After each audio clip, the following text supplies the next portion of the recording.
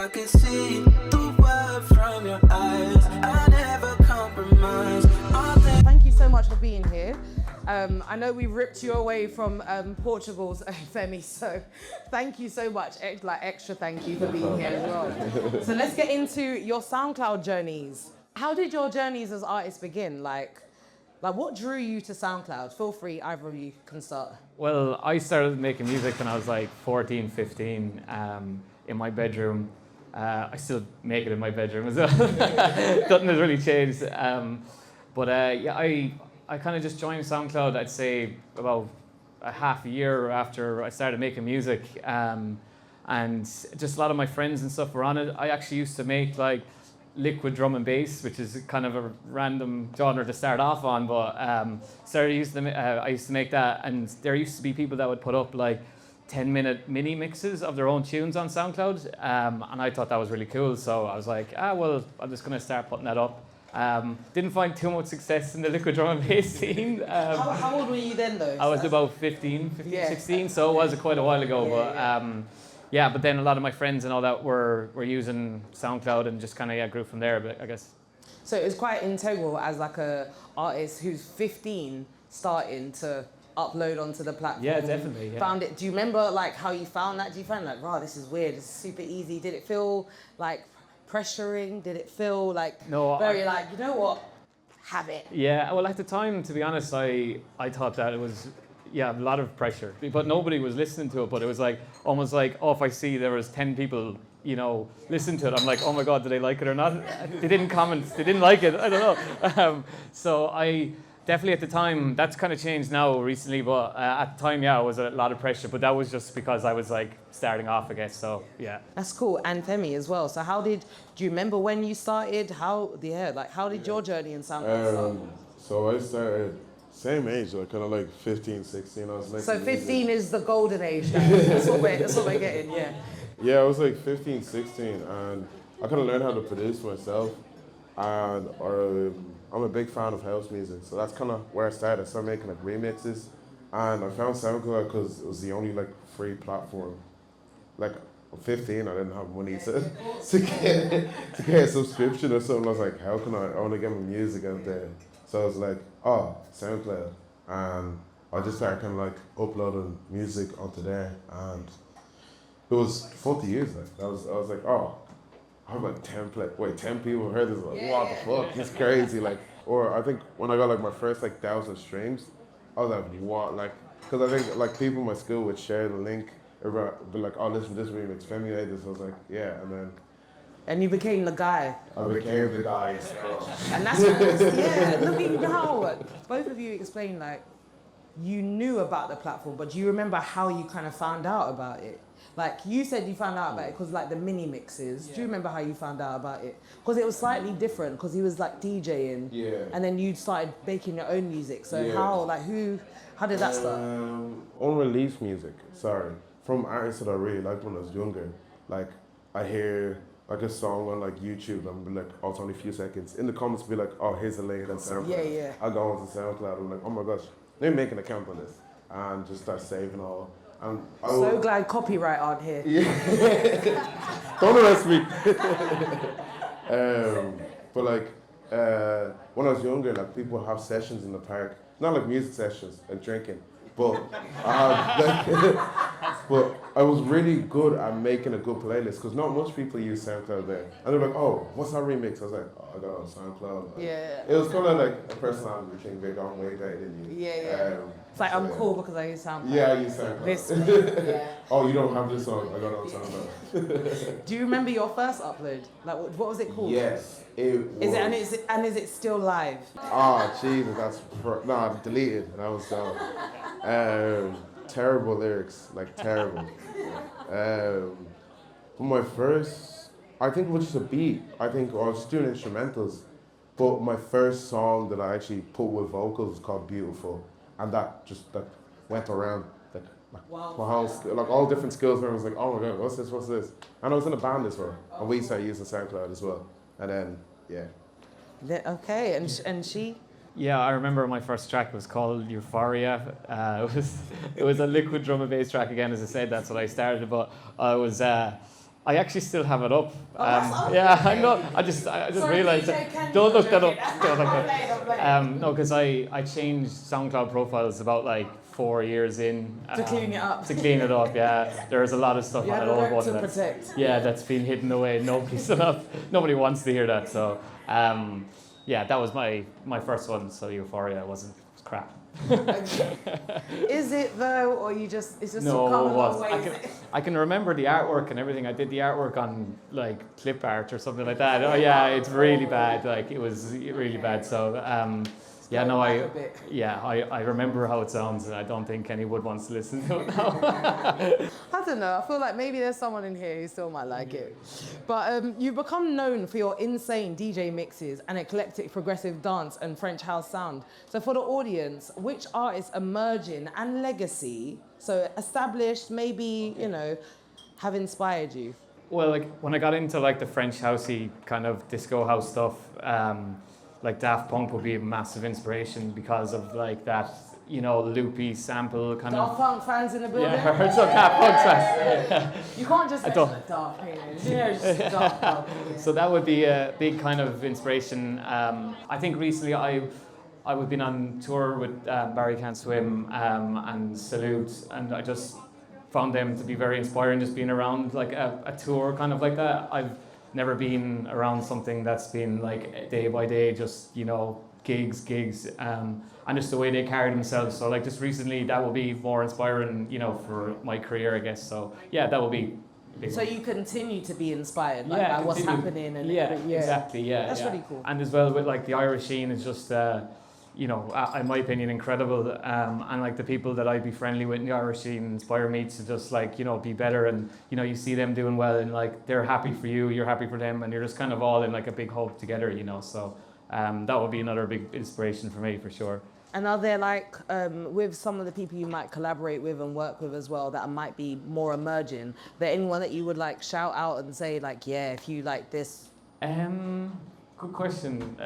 Me and Laboom are kind of half doing a tune, if you know Laboom. I know they're kind of big now, so they're not really emerging. But yeah, I think for Irish artists, it's just been we in Forge Night to Main and stuff, and we've been going back and forth with more ideas and stuff like that. So yeah, that's kind of it at the moment, to be fair. I think it's been like super special to be like an outsider, being from London, just being like immersed in like what's happening in Ireland and just being like mind blown. Everything sounds so different, it's so unique, and you guys all work together. It's very clicky over that on the other side of the pond. And Yeah, well, I'm actually, no, I'm from Kerry down in Killarney, but I if anyone's from Kerry, but I lived in London the past year and a bit, which has been an absolute like journey and a half living there. It's just way different ball game, I guess. Mind-boggling. Yeah, definitely so.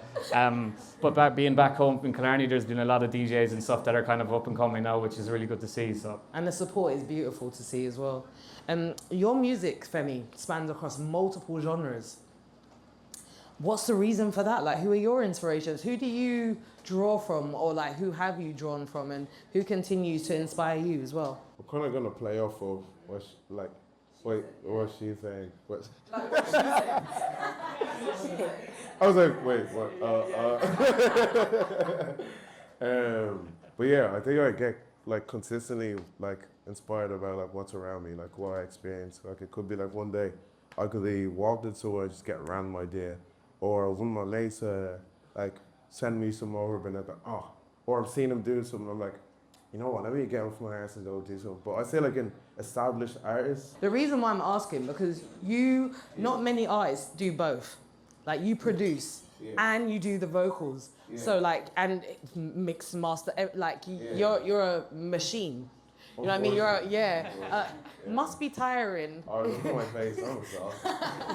So as a one-man machine, like where, because vocally, is it the same inspirations to like productions and like you know, there's still genre blending within both. So like any names, like is it a Usher? Is it who is it, a Brent? Because I've heard some like Keitra, I feel like Brent Fires was like a big inspiration for me, because I'm like, I always love music, but I think I really gravitate to him because I'm like, I like the way he sings. I'm like, that's how I wanted to sound like. I was like, when I was younger, I was like, I love the way he sings, like the runs, his writing, like and his like aesthetic as well. I was like, I like how he brands himself as an artist. It's a real cool. I was like, I'm quite considered that. Yeah. Still, but But I'm cool, he's cool, we can do this. Yeah, yeah. we'd have a point together.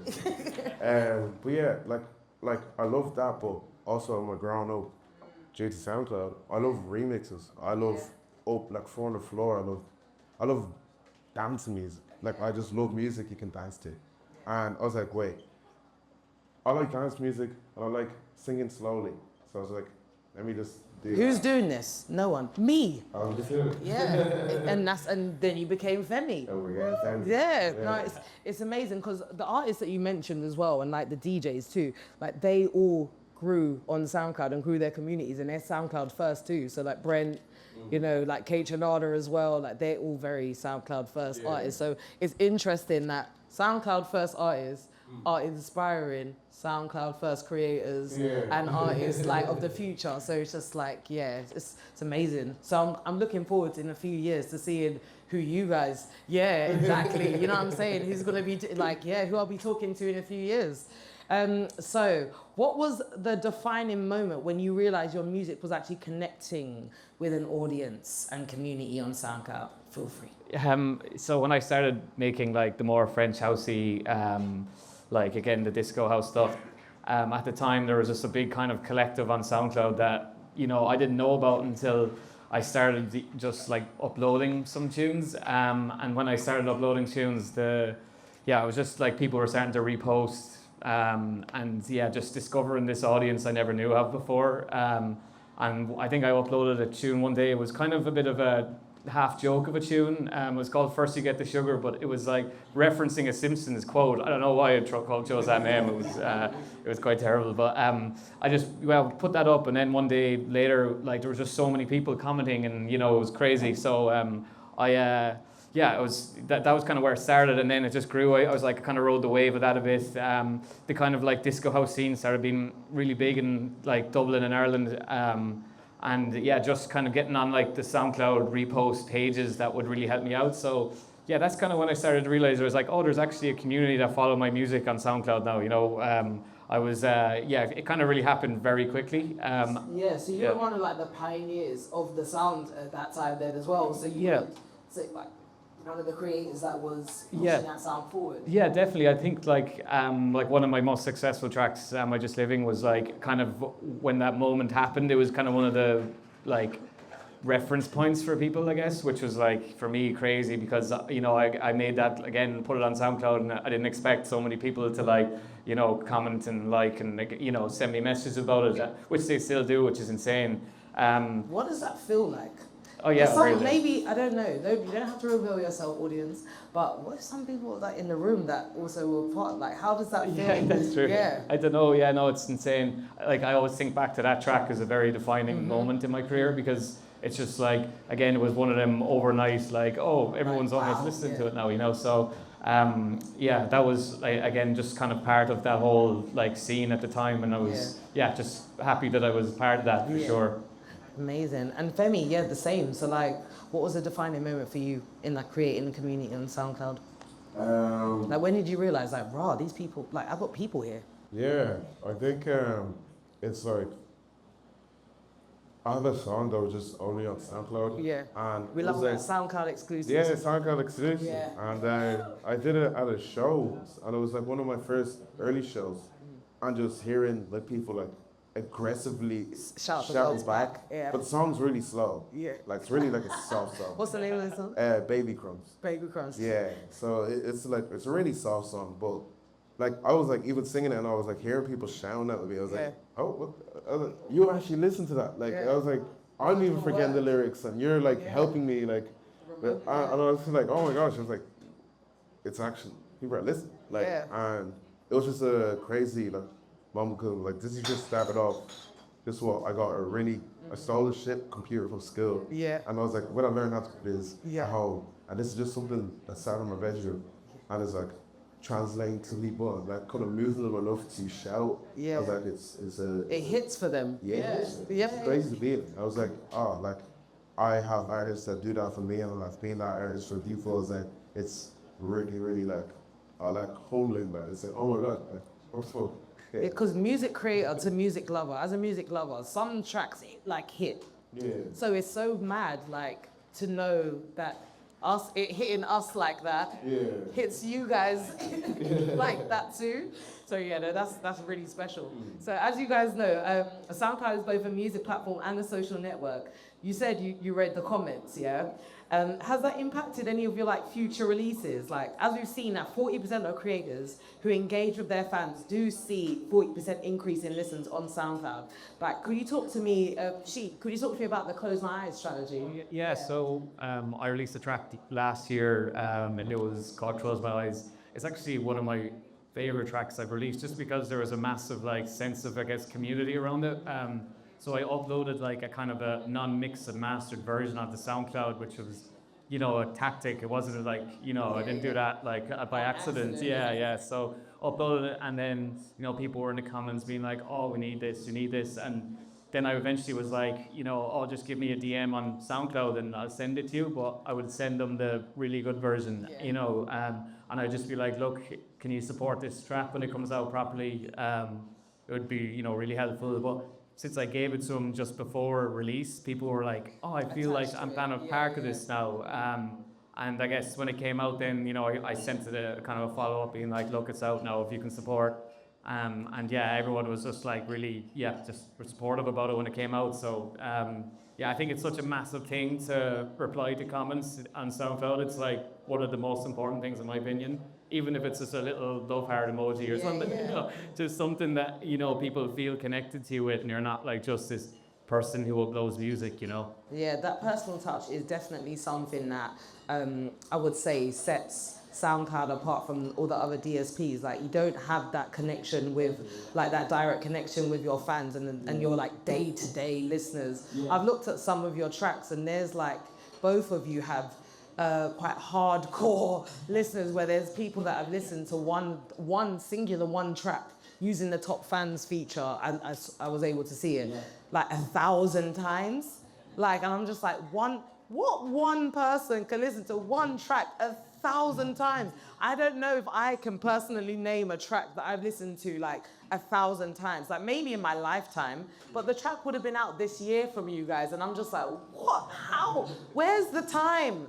So as Lee mentioned earlier, you're saying like 3 hours on the platform. I think some people are spending, that's only 41%. I think some of that 59% are spending a lot longer on the platform because they're listening to these guys here. The amazing music.